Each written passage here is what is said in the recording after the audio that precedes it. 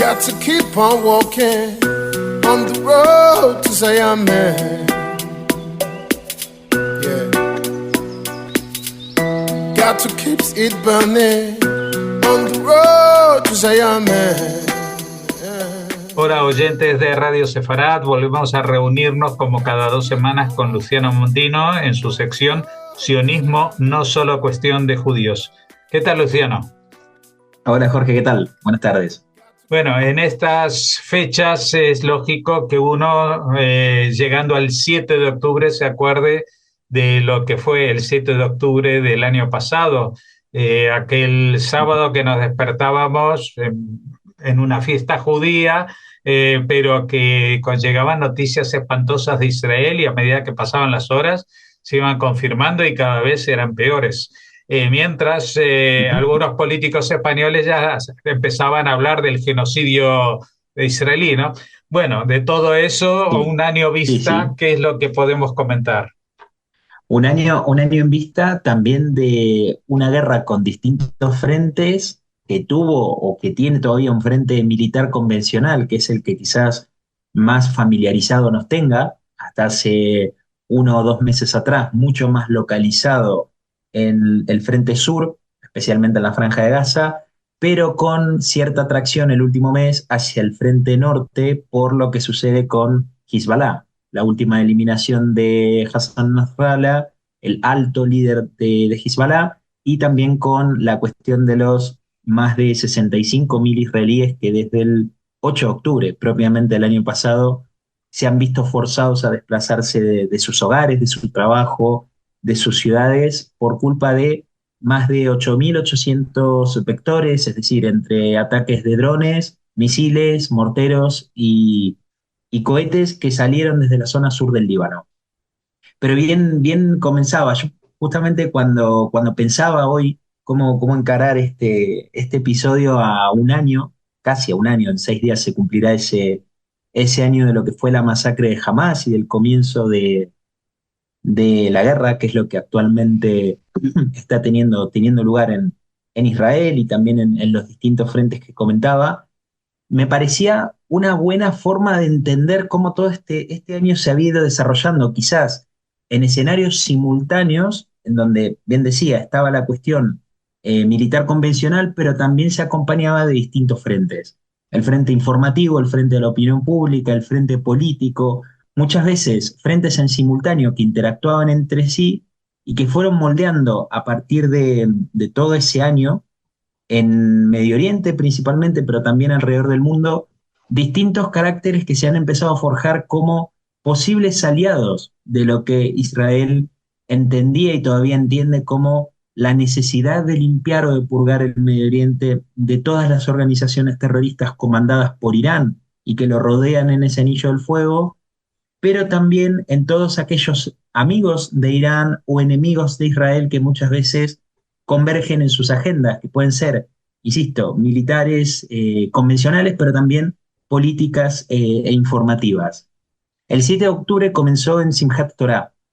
Me acuerdo cuando ese día, bueno, la semana del 7 de octubre, grabamos el episodio aquí en el programa en Radio Sefarad, y por supuesto el tema fue ese. Era inevitable que no se hablara de lo que había sucedido en un Israel que todos, no quiero decir creíamos, porque sí Israel tiene la fortaleza tanto en su sistema de inteligencia como en sus fuerzas de seguridad y en su sistema de defensa, como para repeler y evitar y disuadir obviamente cualquier tipo de amenaza que venga desde cualquiera de sus enemigos en un vecindario que es muy hostil, especialmente en la Franja de Gaza, que desde hacía mucho tiempo se venía quitando un poco ese eje de la contención o esta idea un poco idealista de entender a Hamas como un gobierno más aburguesado en la Franja de Gaza, que bueno, recibían dinero de Qatar, de la Unión Europea, de los Estados Unidos. Israel también permitía el paso de más de 20.000 gazatíes para que pudieran trabajar en Israel y pudieran allí hacer frente a sus necesidades diarias, gracias a que la economía de Gaza y de Hamas no les permitía, no les daba alternativa. Todo eso queda sepultado el 7 de octubre en la masacre del 7 de octubre de Simchat Torah, que coincidió con este día de la alegría de la Torá, una festividad judía muy importante que encontró a un Israel entero, muy similar a lo que sucedió en 1973 con la guerra del Yom Kippur, a un Israel sumergido en un ambiente de distensión. Además era Shabbat, en un momento en el cual los reservistas y especialmente las fuerzas de seguridad estaban más enfocadas en la cuestión del Simchat Torah y de la festividad con su familia y sus seres queridos, y todo eso se rompe con una invasión al Estado de Israel, una violación a su soberanía territorial y todo lo que aconteció a partir de ese momento. Las primeras horas del 7 de octubre, hace un año atrás, trajeron, por supuesto, el espanto y el horror de lo que fueron las propias imágenes que los terroristas de Hamas, con sus cámaras GoPro, filmaron el día de la masacre contra más de 1.200 israelíes, civiles israelíes, que masacraron, más de 4.000 o 5.000 heridos que fueron gravemente heridos ese día, y los 251 secuestrados que todavía 101 de ellos están en la Franja de Gaza esperando a que las fuerzas de defensa de Israel puedan rescatarlos, como el caso de Noar Gamani en junio, o que se llegue a algún tipo de acuerdo y de negociación entre partes que pueda garantizar la liberación de tanto aquellos secuestrados como los que están vivos también, como aquellos que han fallecido, que han sido o asesinados por Hamas o que han sido muertos durante el cautiverio. Es una de las cuestiones quizás que más duelan en la cuestión, ya no solo en la memoria del pueblo judío y en el pueblo de Israel, sino también el mayor impacto que ha generado el 7 de octubre, la vida de aquellos más de 1.200 asesinados, pero también la vida de esas 251 familias que desde el 7 de octubre esperan día tras día para que vuelvan a casa los más de 101 que todavía queda en la Franja de Gaza, insisto, vivos y muertos también. Es quizás una de las cuestiones que, como decía, más horror o más impacto generó en las primeras horas de la masacre del 7 de octubre. Quizás impacto que empieza a cambiar a partir del día 8, muy pocas horas después, cuando el Estado de Israel empieza a preparar la ofensiva, primero aérea y luego terrestre, sobre la Franja de Gaza. Por presiones de los Estados Unidos, el 8 de octubre, en simultáneo mientras Hezbollah empezaba a disparar desde el sur del Líbano, Israel detuvo el inicio, el comienzo de la operación durante unos 10 o 15 días, si no recuerdo mal. Quizás no, nos vamos a acercar más al mes, en realidad, porque empiezan a finales de octubre, que empiezan a operar de forma mucho más organizada dentro de la Franja de Gaza y ocupando posiciones centrales tanto para la operatividad como para el gobierno de Hamas en la Franja de Gaza. Pareciera como que los días siguientes al 7 de octubre, la víctima y el victimario se cambiaban por una cuestión de la opinión pública o de la media, quizás sí, lo mediático que pueda tener una guerra y lo que despierta también un tema tan controversial en la opinión pública como es la cuestión del Medio Oriente. Todos esos roles se cambian e Israel pasa a ser el agresor. Y esto fue un elemento, una herramienta que siempre digo, los adversarios y los enemigos de Israel utilizan muy bien. O Israel lo utiliza muy mal, o jamás en este caso, o Hezbollah y toda la maquinaria y la industria de las mentiras, como se suele decir o se suele tildar a este tipo de cuestiones, la utilizan verdaderamente bien para desacreditar cualquier tipo de actividad de las fuerzas de defensa de Israel o de su fuerza aérea. A pesar de que estaba muy en claro que los objetivos de Israel eran y siguen siendo todavía la liberación de los secuestrados que están en la Franja de Gaza y la destrucción o la aniquilación de Hamas como una fuerza política y posible de integrar un futuro gobierno en la Franja de Gaza, seguían siendo elementos lo suficientemente contundentes como para que nadie, o por lo menos sea una minoría, la que condene a Israel por hacer uso de su legítima defensa y de ir en búsqueda de aquellos hijos y hermanos, madres y abuelos que habían sido secuestrados el 7 de octubre. Hay que entender que jamás se llevó desde un bebé, Kefir Vivas, un argentino israelí o medio argentino y medio israelí por la familia de su mamá, hasta una persona de 86 años, fueron los rangos de edad que ocuparon los 251 secuestrados que jamás se llevó la mañana del 7 de octubre. Además de eso, y como si esto fuera poco, toda el sadismo y la perversidad que tuvo la transmisión casi al directo de cómo eran llevados a la Franja de Gaza y eran mostrados casi como trofeo de guerra. El caso de Yanni Luke es quizás el caso más espeluznante, que es el caso de la chica de 22 años, alemana israelí, que fue asesinada en Israel o fue gravemente herida en Israel, finalmente asesinada en la Franja de Gaza y su cuerpo exhibido en las calles de la Franja de Gaza en medio de insultos y los clásicos gritos de la muchedumbre que alentaba al Allahu Akbar, que es Alá es grande, que es un grito que lamentablemente se replicó el 7 de octubre dentro de los kibutzim que fueron agredidos por más de 6.000 gazatíes, pero que también es un grito que hemos escuchado en los atentados terroristas de corte islamista que hubo en Europa en los últimos años. Es decir, hay una conexión ideológica muy grande en todos estos episodios que han ocurrido en Europa y el 7 de octubre propiamente dentro del Estado de Israel. Esto nos lleva siempre a una conclusión que mantengo hace un año y que la reafirmo un año después y con todo lo que ha pasado, y es que si bien las comunidades del sur de Israel fueron el escenario donde Hamás perpetró la fatal masacre del 7 de octubre, el mensaje que Hamás y que Irán le dieron al mundo entero fue a través de Israel. Esto sucedió en Israel, pero también es un mensaje para todo el mundo libre, por lo menos lo que queda en Europa y lo que queda en Estados Unidos. En el caso de Europa, mucho más limitado y condicionado por una dirigencia no realmente muy falta de líderes estratégicos como ha tenido en el pasado y gobiernos que están eventualmente atados de pies y manos, muchas veces por voluntad propia, en detrimento de las personas, en detrimento de la cultura europea, que es necesariamente judeo-cristiana y que está siendo muchas veces reformateada en sus principales ciudades por comunidades islamistas o de cortes islamistas que están dentro de las comunidades musulmanas. Y aquí siempre se hace la misma salvedad. Lo que sucede en esas comunidades musulmanas que están de alguna forma esparcidas por toda Europa, en donde hay contenidos fuertemente islamistas, es decir, expresiones políticas de radicalidad que empiezan a interactuar muchas veces también con grupos locales. Hoy, antes de comenzar, hablábamos, el 6-7 de octubre coincidirá una de las movilizaciones o manifestaciones, por lo menos convocadas aquí en Madrid por Samidun, una organización que está vinculada, por lo menos ideológicamente,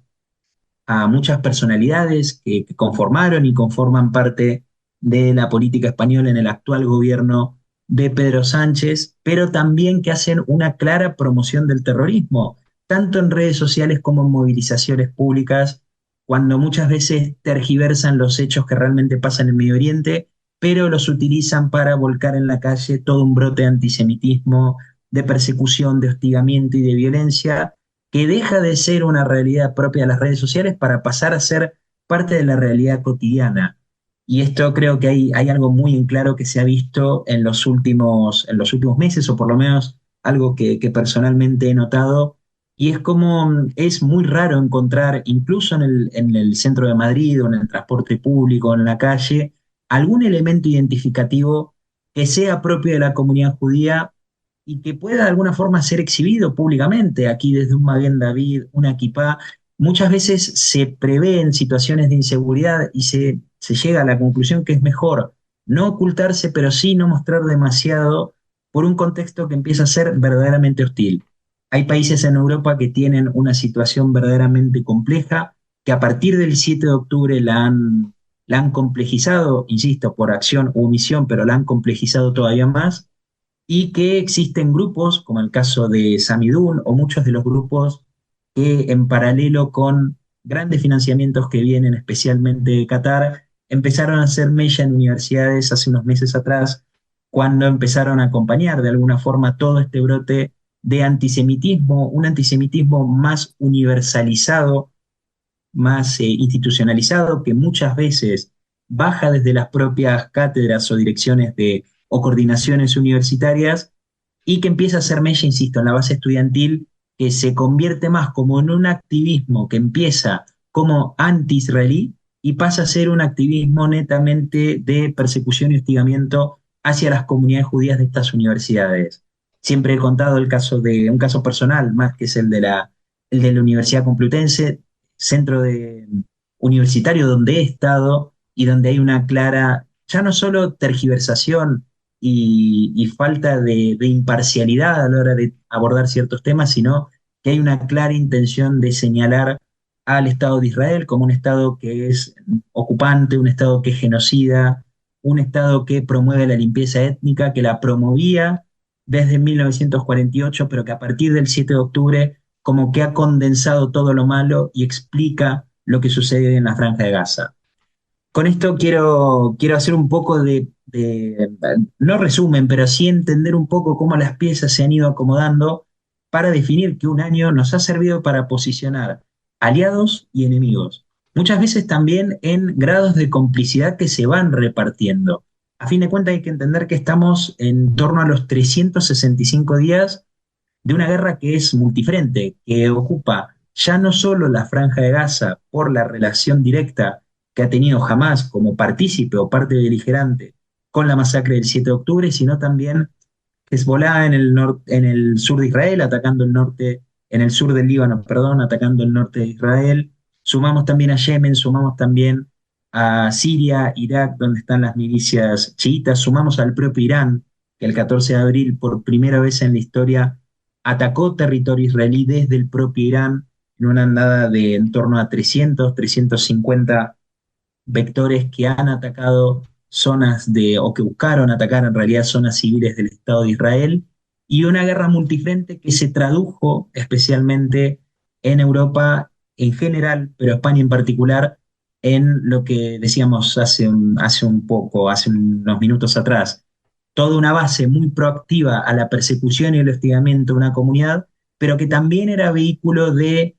esparcir de alguna forma o de difundir toda esa maquinaria de industrias y mentiras que se traducía constantemente en grandes agencias de noticia dando crédito a lo que jamás decía. No importa que jamás fuera una organización terrorista que oprimiera incluso también al pueblo palestino de la Franja de Gaza desde el año 2006 o 2007, cuando toma el poder y expulsa a la autoridad palestina un año después de la retirada unilateral del Estado de Israel. No importa también que jamás sea una parte beligerante que utiliza las armas informativas como parte también de una guerra de desgaste que ya no es solo militar en contra del Estado de Israel. Sin embargo, muchos de estos vectores o vehículos encontraban en esa contabilidad creativa, que es lo que, como lo llamo habitualmente, encontraban como fuentes fiables a que jamás dijera que en un día o en una hora o en un minuto habían muerto cientos y miles de palestinos por un ataque de Israel. Muchas veces ataques que no provenían justamente de Israel, como en el caso de un hospital en la Franja de Gaza en octubre del año pasado, a mediados, finales de octubre, sino también en lo que es la propia capacidad que tiene un actor beligerante de contar los muertos casi minuto a minuto, algo que es imposible, no se ha hecho nunca en ninguna guerra y conflicto armado y no se puede hacer realmente porque metodológicamente es verdaderamente complejo. Ya para ir cerrando, creo que queda un capítulo necesario para lo que es la ONU. La ONU ha demostrado, Naciones Unidas ha demostrado con la UNRWA en la Franja de Gaza, pero con UNIFIL también al sur del Líbano, que no es competente para poder garantizar la seguridad del Estado de Israel. A fin de cuentas que es una condición existencial en el por qué existe un Estado judío en Medio Oriente. Muy resistido, muy rechazado por aquella idea o ese fundamentalismo teológico de los grupos árabes, o en este caso de la causa palestina, que no entiende la creación de un propio Estado palestino que pueda convivir con el Estado de Israel, sino que habla de una autodeterminación de un Estado árabe que viva en lugar del Estado de Israel. Cuando hablan de la eliminación de Israel, hablan ya no solo de la eliminación de entre 9 y 10 millones de habitantes que tiene hoy el Estado de Israel, sino que hablan también de eliminar una idea o de alguna forma eliminar la identidad del pueblo judío como Estado, pero también como pueblo. Algo que quedó de manifiesto con la Carta Fundacional de Hamas, con las acciones de Hezbollah y que ha sido, en este caso, la Organización de Naciones Unidas, pero en especial su Asamblea General, el escenario para que veamos las resoluciones y las limitantes más absurdas. Asamblea General compuesta en su mayoría por estados fallidos y dictaduras, pero que a la hora de condenar a Israel, no importa que luego no condene ni a China ni a Corea del Norte, su programa nuclear, el programa nuclear de Irán, un Irán que